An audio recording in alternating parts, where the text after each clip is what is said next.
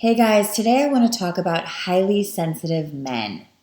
I talk all day long about highly sensitive people, but lately there's been this influx of men coming to me for coaching who have just figured out what it is. Oh my God, I'm highly sensitive.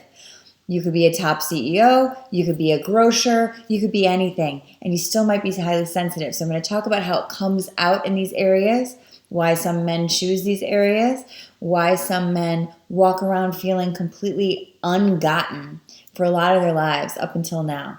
Watch this video.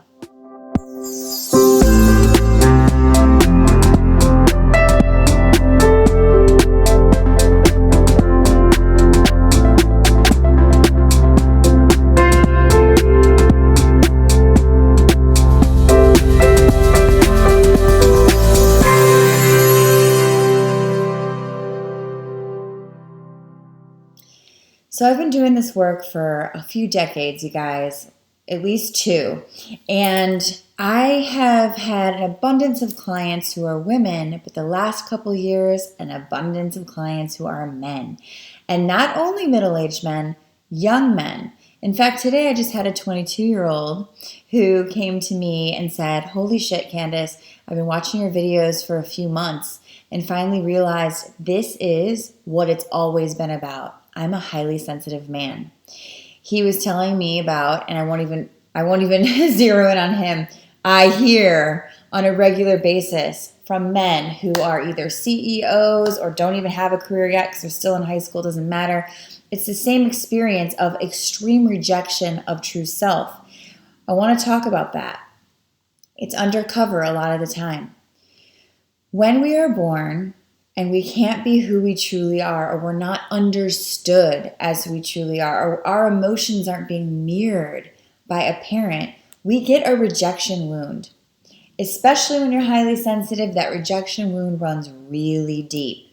And what that rejection wound says, I cannot survive, I will die, if these people don't get me, don't fully understand me, don't feel me, can't fully accept or love me, all of the time. That means I need to be totally unconditionally loved. I'm going to tell you 99.9% of the time that it's impossible to feel that, whether it's perceived or real. At some point in time, a parent is going to say to you, "Bad girl, bad boy, that's wrong. I don't like that about you. You're acting out," whatever it is.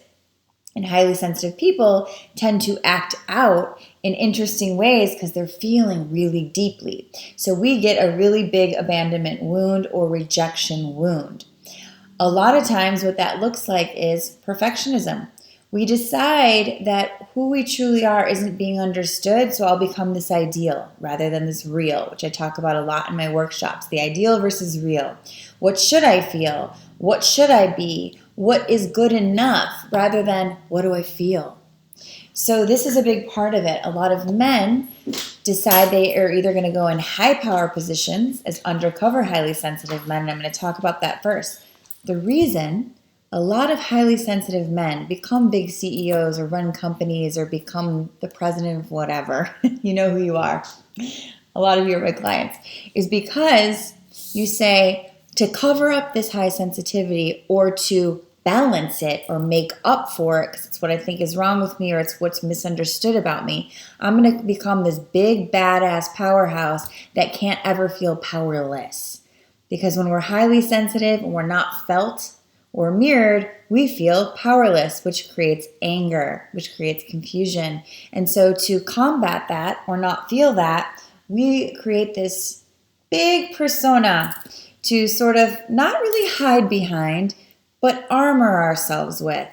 And it's not fair because a lot of these men, young boys who are born and grow up highly sensitive, don't ever get to have that attunement, don't ever get to dive into what I would call the authentic leadership that they were actually here to be. You're actually here to be leaders of the heart, leaders of an authentic movement. In our society up until now, it's starting to change, hasn't allowed you to step into who you truly are. And so to feel that power that you know you're here to be, you create this external power, you know who you are. Then there's other highly sensitive men who never even go out in the world to become what they want to become because they're so afraid because their emotions aren't managed. That's another thing that can happen when you're highly sensitive is you don't create or understand emotional regulation or emotional management, because your emotions are being told they're wrong. Don't be a sissy. Don't be a girl. Don't be emotional. And so they don't ever learn how to be regulated or seen or understood or processed. So there's a whole bunch of chaos that goes on. You might be smoking a lot of pot or drinking alcohol or addicted to video games. A lot of these highly sensitive kids are doing this these days to sort of get away from that extreme expression of emotion that they don't know how to express. I had a male client last week tell me, I feel like I could combust sometimes because there's no one that gets the level of emotion other than you that I have. And so I feel like it builds up and I don't know how to release it. We're not taught that it's even okay to have these deep, let's say different than normal or deeper than usual emotional selves. So because we don't even want to acknowledge that that's okay, we don't give ourselves a voice to express it.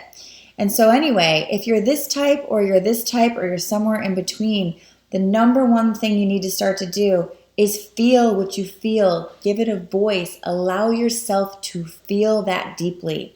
Know that it's not you that's weird because you feel this way. Your parents may not be that evolved. Society's definitely not that authentic, and you feel alone.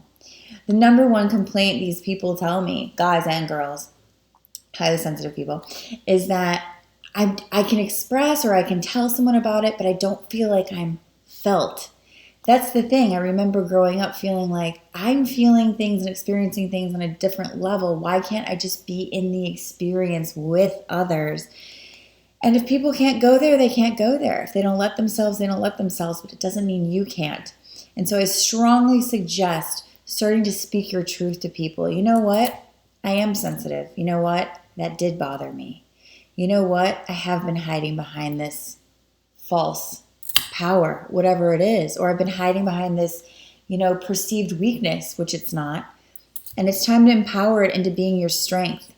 I was talking to one of my really successful male clients a couple of weeks ago, and he was saying, God, I feel so much better just because I can talk to you and tell you that I cried last night, or that I want to tell my wife or girlfriend that I want to be able to do that in front of her and not scare her by my weakness. And I'm like, that's a societal stigma, that it's weak to have feelings and be a man. It is awesome, especially when you have boundaries around it and you show people, this is how I feel, and my feelings are awesome. My feelings deserve to be acknowledged. When we can have the boundary around our own emotion, we basically teach people how to feel us. We teach people how to treat us. We teach people about our boundaries, and it almost gives them permission to have their own. So, highly sensitive men, I get it. You deserve to be felt in the way that you feel. You deserve to give your emotions a voice. You deserve to write that shit out and then burn it and let it go. But our emotions need to have a voice. They need to be regulated and they need to be acknowledged. So I see you out there. I'm sure you guys have a lot of questions. Feel free to write them below or email them to me. My email will be below. Check out my monthly membership program if you're not already a member. E-courses, everything's below. And I hope to see you soon. Have a beautiful week. Namaste.